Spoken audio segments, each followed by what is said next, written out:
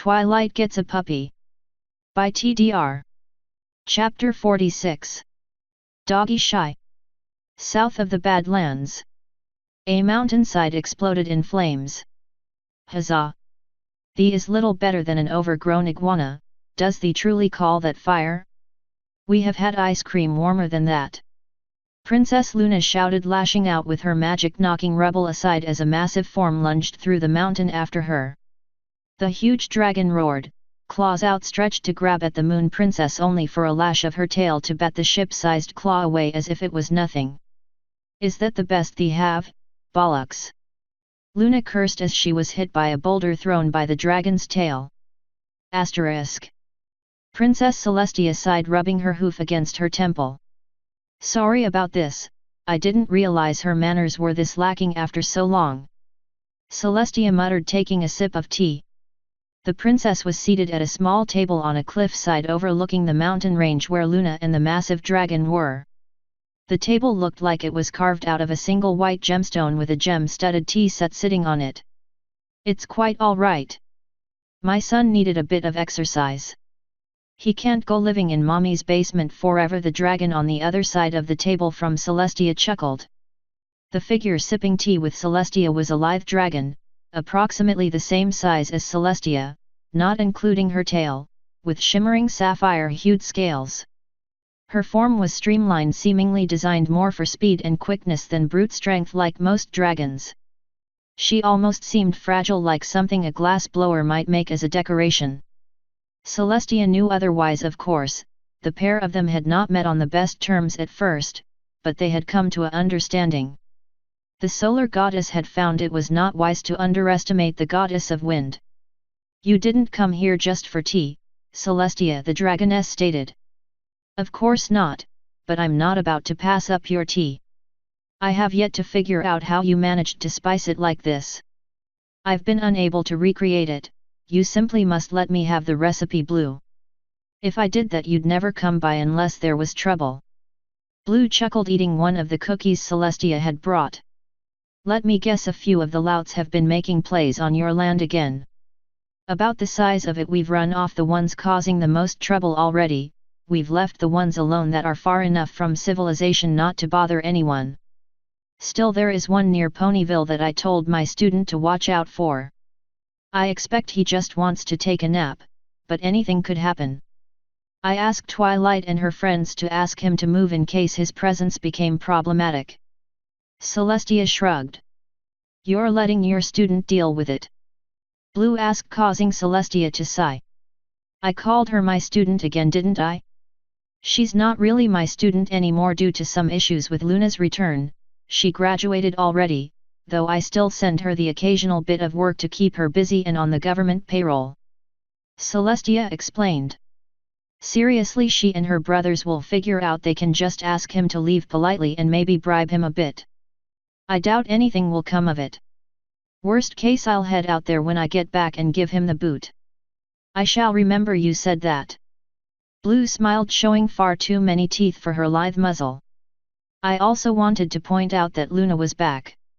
Celestia added as the castle-sized dragon in the distance went flying back over the mountain range he smashed through, due to an uppercut from Luna. Though I am sure you have already heard that. I have. I am surprised you came to see me rather than Kaz first, though. Blue muttered. Luna has just gotten over her discovery of caffeine. It is all but assured Kaz will challenge Luna to a drinking contest. Celestia sighed. This is going to be a difficult month. Perhaps more so than you think. Velcorn came by. Really? I've not seen her in decades. How is she? Stoic and mysterious as ever. She knew you were coming here soon and said to give you the message that the next few years were going to be troubling for Equestria. And the goddess of the wild couldn't tell me her predictions herself. Celestia scoffed. She said she still owed you 50 bits and she didn't have it on hoof. Blue smirked as Celestia rolled her eyes. Of course she doesn't. She can see the future and constantly loses in the casinos. Celestia rubbed her temples with a hoof again as the larger dragon fighting Luna started throwing parts of the mountain at her. All right, lay it on me, what did that crazed zebra say this time? Just random words and only the first worries me. Blue muttered. Madness, envy, lust, magic, greed, and pride, all with a fiery purple-blue center. How delightfully cryptic. Remind me to fire up Canterlot's unused dungeons to welcome any riddle-speaking prophets so they can be encouraged to speak clearly. Celestia sighed, trying to ignore that her sister had somehow gotten a dragon the size of a castle into a headlock and was trying to make him tap out. You know who she means by madness. Blue cautioned. He's locked in stone. The elements of harmony put him there. Celestia. They also put your sister on the moon, and he's been gone that much longer. Blue pointed out. Those rocks are big on second chances. I'll double check when we get back just to be safe. Still, that is an odd list. Celestia considered. All seeming to be threats except magic. And what does fiery purple-blue center mean? Magenta. Blue suggests. I think that's more of a red-blue. And fiery. I hate prophecies. Celestia sighed. It's not even a proper riddle. It's just a bunch of words you understand after everything's already happened. There's not even a point in telling anyone if it's going to happen. If we try to change it, we make it happen. If we don't try to change it, then that makes it happen. Why even bother going around spouting such drivel? You're just annoyed she's always been right. Blue smiled as Celestia snorted. Both of them were trying to ignore the massive dragon behind them, trying to belly flop onto a stundalicorn. Your other son still claiming to be a dragon lord? Celestia asked, changing the subject with another sip of tea. Blue smiled at that but nodded. He's thinking of retiring in a few years and doing some sort of contest thing with that old scepter of mine to choose a successor. I rather hope my granddaughter wins it. She's a bright one. The dragons could use someone like her as a leader. You could lead them. Forget that, give up all my free time for petty little issues? Blue laughed. No thanks, I'll leave that to ponies who enjoy that sort of crap. It was only supposed to be for a couple of 100 years. Celestia sighed. I got carried away. Both of them looked up as a flash of green fire appeared over Celestia's head. Blue sniffed the air, blinking as her smirk widened. So when were you going to tell me you hatched that egg I gave you? Blue asked as Celestia regarded the scroll. Shoot, I knew I forgot something. I need to tell you about the Sparkle siblings. Celestia sighed. Let me see what the letter is about first. However, Twilight tends not to send me things anymore unless it's important. Celestia unrolled the scroll while in the background the massive dragon was being swung around in a circle by his tail. Dear Princess Celestia. The dragon is gone. Celestia smiled. Well, that was fast. Blue chuckled. Just like one of my exes. The red dragon was snoring out great clouds of smoke that sent everyone into a tizzy here in Ponyville. Celestia continued. Oh shards, that is one of my exes. Blue face clawed. Gathering up the usual crew, minus Spike, as I feared the dragon might take offense to another dragon being present and be more hostile, thinking it was protecting its horde. Celestia read on. Honestly, I should have been more concerned with rarity. Spike? His name is Spikeham. Blue grinned. Celestia's eyes narrowed. He's one of yours, isn't he? Maybe. Blue grinned. Lovely, that makes the three of them royalty. More paperwork. Celestia growled as Luna was flung past them with the large dragon chasing after her. Three of them? Blue asked. The Sparkles. After Twilight hatched Spike and spawned Ross, I listed the three of Themis siblings in the records. Wait, there's four of them. Shining armor. Celestia's grin widened. Oh, this is priceless and no one can even protest it. They don't have to hide the fact they are dating if he's a prince. Celestia, what did you do and who is Shining Armor? Blue demanded. The brother of your son by equestrian law, which with a little finagling will also make him a prince. Hidden royalty and all that, no sense connecting him to you. though it would be interesting to see their reactions to having to deal with another dragon prince like that Kiran you had a few thousand years ago. Celestia smiled as the massive dragon was flung past them with Luna chasing him this time. I want a better explanation than that after you finish the letter. Blue snorted a bit of lightning. This chess master side of you is why we fought in the first place. Oh, don't worry about it, it just means there's going to be a wedding soon that the nobles can't do anything about. Celestia chuckled. But yes, back to the letter. Let's see. Prepped Gear marched up a mountain. Fluttershy freaked out about the dragon. Smart one there. You're supposed to freak out about dragons. Blue commented. Don't be too impressed. Twilight has described Fluttershy as a mare who's afraid of her own shadow, yet will treat a raging Matikari like a lost kitty. Celestia explained before going back to reading. Seems she caused a great deal of trouble getting up the mountain to the point Ross just carried her. If she was that bad, why bring her? Blue shrugged. Twilight was probably banking on her expertise with animals also carrying over to dragons. Celestia read on. Which according to Twilight doesn't exist. Fluttershy knows nothing of dragons and the whole plan was a waste. Which means that Twilight was thrown for a loop and was practically useless herself. She wrote that.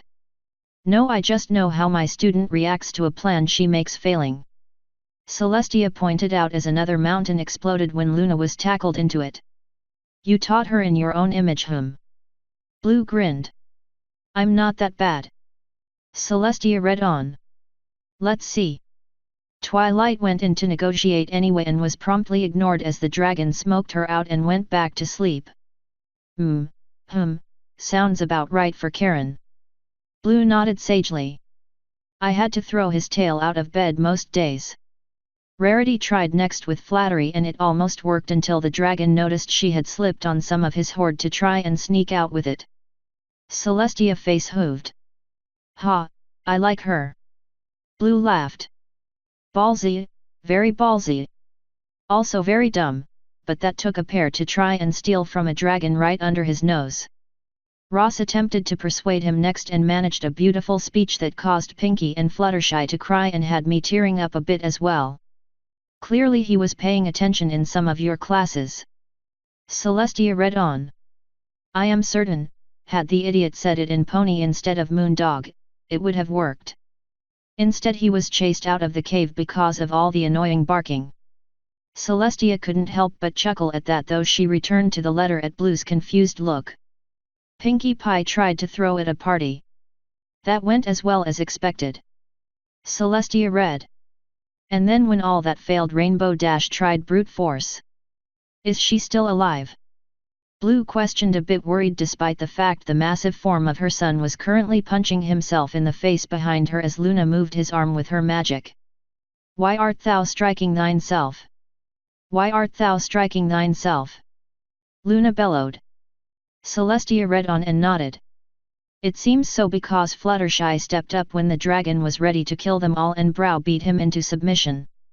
Wait, Fluttershy is the cowardly one she was complaining about earlier, right? Blue questioned. Yes, according to Twilight she locked eyes with the dragon after a blast of smoke flung everyone into a boulder and acted like the dragon was a naughty 5-year-old and she was his mother. Celestia blinked, rereading that part again. She actually made the dragon cry, she laid into it so hard. Oh, I really want to meet this lot. Blue cackled. They sound fun. Both of them ignored the massive dragon behind them, using a uprooted tree as a golf club to knock Luna into the distance. Let's see, went back to town, was going to write a rather strongly worded letter about you sending us into danger again, though I reread your letter first and found I had misread the intent of it. So instead I would like to apologize for being so willing to suspect you of trying to manipulate us into doing your dirty work again and putting us in danger so easily. Signed, Twilight Sparkle. Celestia finished. She's got you dead to rights, chess master. Blue scoffed. Normally yes, but not this time. I have been trying to tone that back when dealing with her. Celestia sighed, noticing that it was getting rather dark rather quickly. She turned her head to look over at what her sister and Blue Sun were doing and froze her eyes widening. Luna, no! Celestia bellowed, calling out in the royal Canterlet voice. Princess Luna of Equestria was standing atop one of the few remaining mountains on her back legs with her forelegs lifted high in the air touching the surface of her moon, which she was readying to smash the massive dragon in the valley below her with. Overkill much? Blue grinned, looking up at the sky and only seeing the moon filling it. Luna, put that thing back where you got it from, or so help me. Author's note. So this one was going to be just the prologue, with the actual trek taking up more chapters. Then I started writing the other chapters and realized that they were just kinda boring. So I condensed it to this and introduced 2 more of the gods of the world. The names should be recognizable to those who read my other stories. Still, none of them are going to be making too many appearances. I'm just world building. Also, I'm not doing a Hearth's Warming chapter this year, though the idea of Ross doing a stage play of The Grinch did cross my mind. End author's note. End chapter 46. Doggy Shy.